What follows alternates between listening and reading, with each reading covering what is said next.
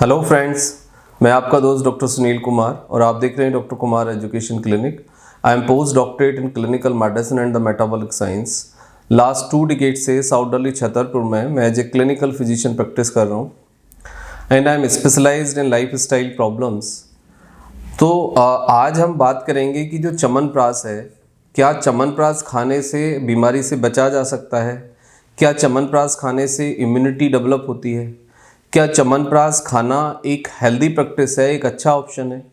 और क्या सब लोग च्यवनप्राश खा सकते हैं या कुछ लोग इस तरह के भी होते हैं कि जिनको च्यवनप्राश नहीं खाना चाहिए? इस वीडियो में हम सारी डिटेल्स बात करेंगे। तो सबसे पहले आप एक बुनियादी बात ये समझिए च्यवनप्राश के बारे में कि च्यवनप्राश एक कॉम्बिनेशन ऑफ हर्ब्स आप कह सकते हैं, क्योंकि च्यवनप्राश के अंदर जनरली होता ये है कि जो एक कंपोजिशन है उसको थोड़ा सा समझ लीजिए तो आपको ये बात समझ आएगी कि च्यवनप्राश का क्या फ़ायदा है, क्या नुकसान है, वो आपके लिए अच्छा है या बुरा है, वो आप समझ पाएंगे।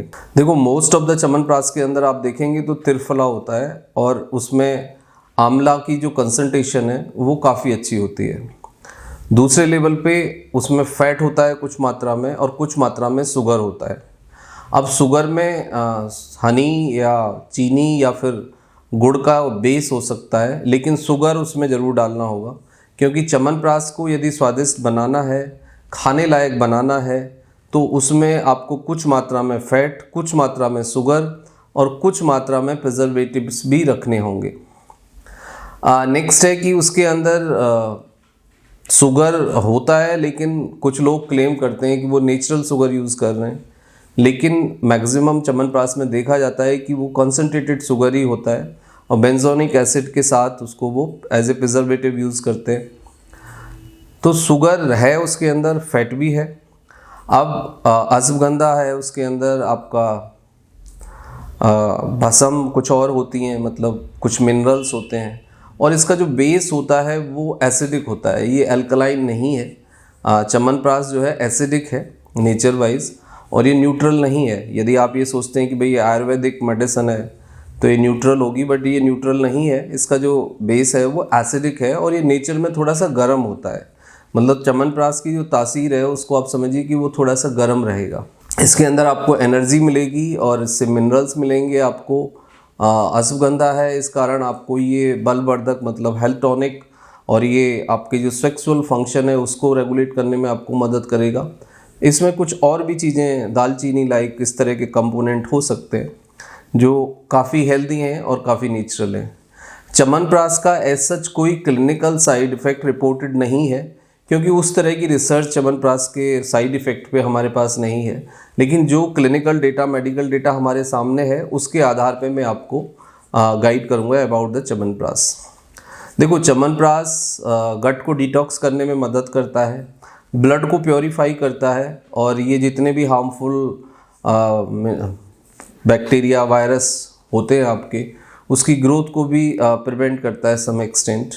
रेस्पिरेटरी जो पैसेज है, यानी जो आपका सांस वाली नली है, उसको क्लीन करता है, उसको वॉश करने में मदद करता है। इसके बाद है कि डाइजेशन को इम्प्रूव करने में इसका कुछ कंट्रीब्यूशन है। एनर्जी प्रोवाइड करता है और सेक्सुअल स्ट्रेंथ बढ़ाता है, आपकी जो फंक्शनल वीकनेस है उसको कम करता है। इम्यूनिटी को रेगुलेट करने में मदद करता है और बॉडी के अंदर जो आपका इम्यूनाइजेशन प्रोसेस है उसको नेचुरली प्रमोट करता है with the help of the detoxification.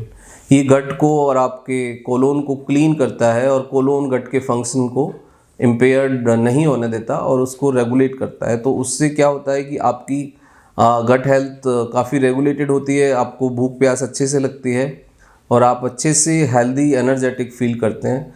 सर्दियों में च्यवनप्राश खाना एक हेल्दी चॉइस है। गर्मी में थोड़ा सा इसको अवॉइड करें या फिर लिमिटेड लें, क्योंकि ज़्यादा च्यवनप्राश खाने से भी आपको कुछ दिक्कतें हो सकती हैं। कुछ कॉन्ट्राइंडिकेशंस हैं च्यवनप्राश के बारे में।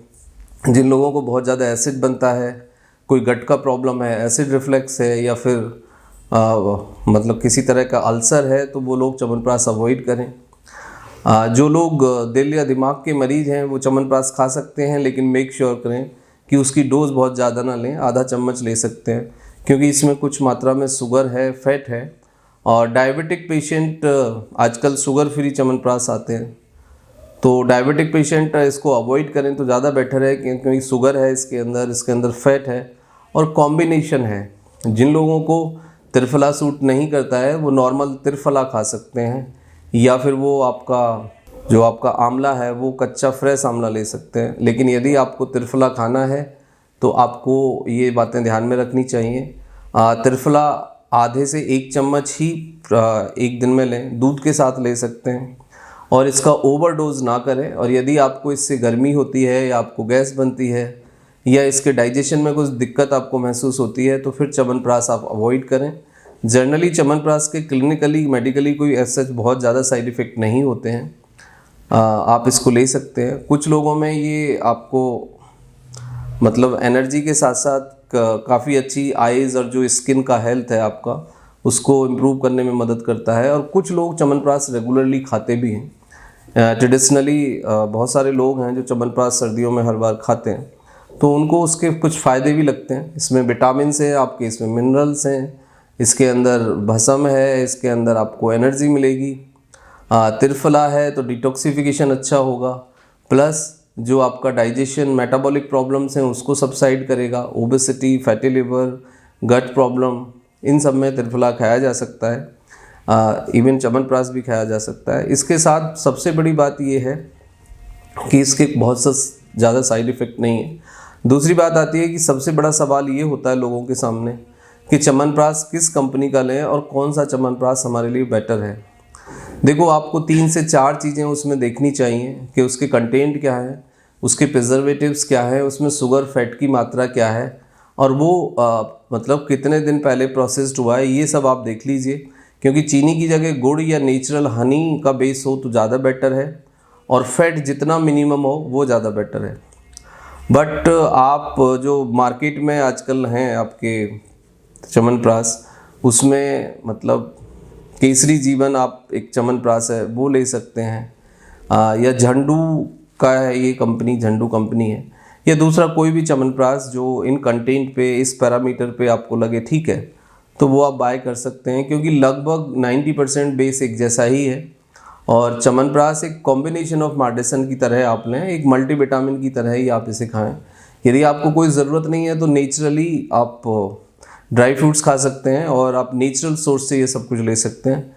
लेकिन आपको वीकनेस लगती है और आपको उस तरह का कोई दिल दिमाग की बीमारी नहीं है, या आप पहले से किसी ट्रीटमेंट पे नहीं है, तो आप फिर ये च्यवनप्राश खा सकते हैं। यदि आप दिल की बीमारी की दवाई लेते हैं, ब्लड प्रेशर की दवाई लेते हैं, ब्लड थिनर लेते हैं, डायबिटीज़ की दवाई लेते हैं, या कोई आपको न्यूरोलॉजिकल डिसऑर्डर है उसका आप ट्रीटमेंट ले रहे हैं, तो बेटर है कि आप च्यवनप्राश और त्रिफला अवॉइड करें, या फिर लेते भी हैं तो आप अपने फिजिशियन से डिस्कस करके लें।